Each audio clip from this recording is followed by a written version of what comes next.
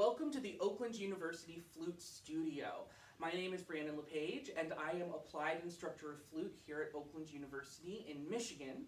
And I'm coming today to give you some tips, tricks, and practice techniques for Ernesto Kohler's etude number 24, Gavotte, from his 25 Romantic Etudes, Opus 66. This is for the 2023 MSBOA All State audition. The very first thing I like to do when I'm getting ready to read through a piece of music and prepare it and work on it is think about it like a book. We have to read it as if it's a book. The first thing that I see is the title. I know that the title is going to be important, but the title can't always give me information about what I will need in order to achieve the playing of this piece. So we're going to kind of skip over the title right now and go straight to the music itself. The first thing I see is a key signature. It's 3 flats. There's always 2 possibilities when you see a key signature. So you want to check the last note of the piece and the first note of the piece to see if together you can use them to find the actual key the piece is in.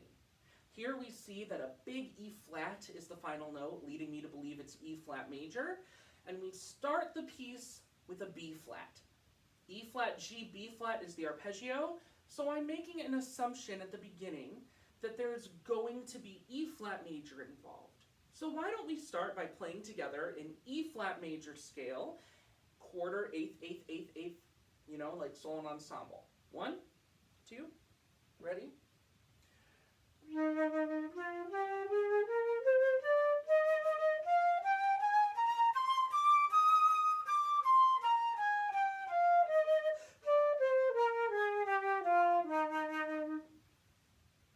If I'm a good practicer, I'll also do an arpeggio in E flat major.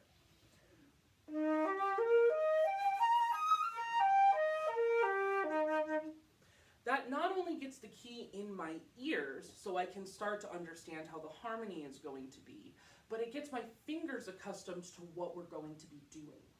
I can assume if there's E flat major, there will be a lot of 5 of E flat as well, which is B flat major. So now I'm going to play a 2-octave B flat major scale.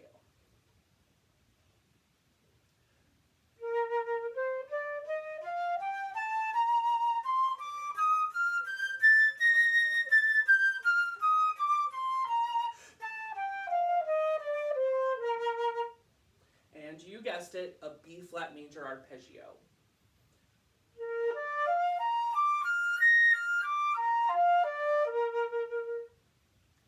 If you wanted to expand on this a little bit so that you can get some of the technical finger work out of the way before even looking at the piece, you can go ahead and do scales and thirds, different articulations, different patterns, and you could even throw in C minor, since we know that if we're in E flat major, there could be a moment of minor thrown in there. Very typical of classical music.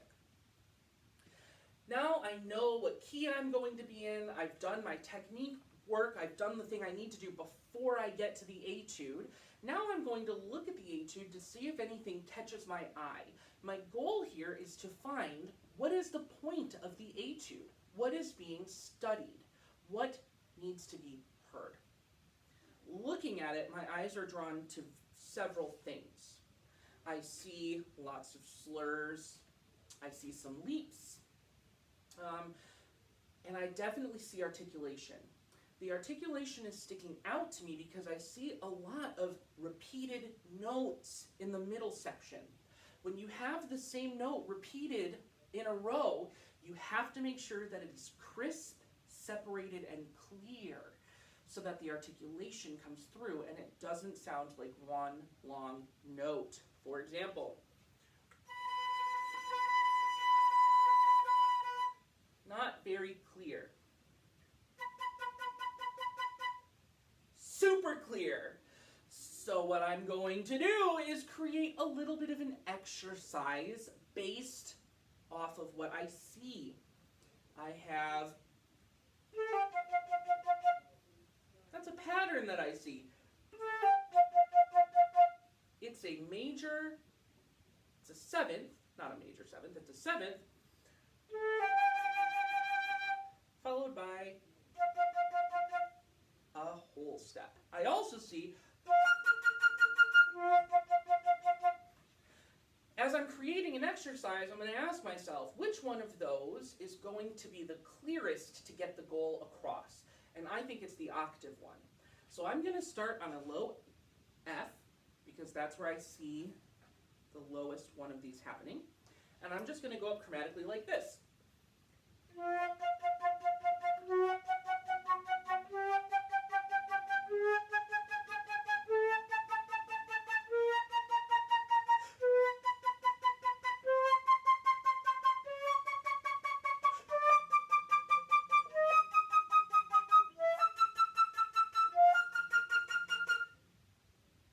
And by working on that, I'm already working on the etude before I even get into the meat of the piece. That's the important thing here. Articulation is probably the most important thing. I've got my little list I'm checking. The next thing that I'm going to suggest that you do is start with the last two lines. Start at the end of the etude. Everyone starts at the beginning and then they know the beginning really, really well. We get to the end of the etude and we don't know it because we didn't spend time there. So start by playing from the end. It's going to give you an idea of some of the technique that might be involved and how the etude is going to go. Then you can go back to the beginning and learn the whole thing down. I always recommend starting with very slow tempos and speeding up as you go. Let's talk style before I leave you all today. This is a gavotte. That's the title of the piece.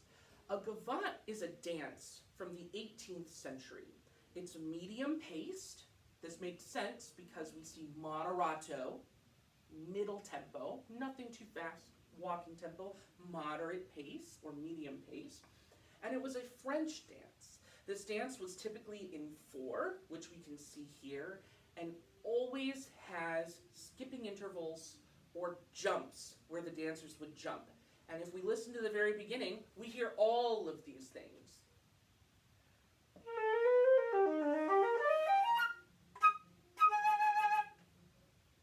1, 2, 3, 4. Jump, jump, jump. It's all right there in the opening. So we want to definitely keep track of that as we perform. I also see here the directions con gusto.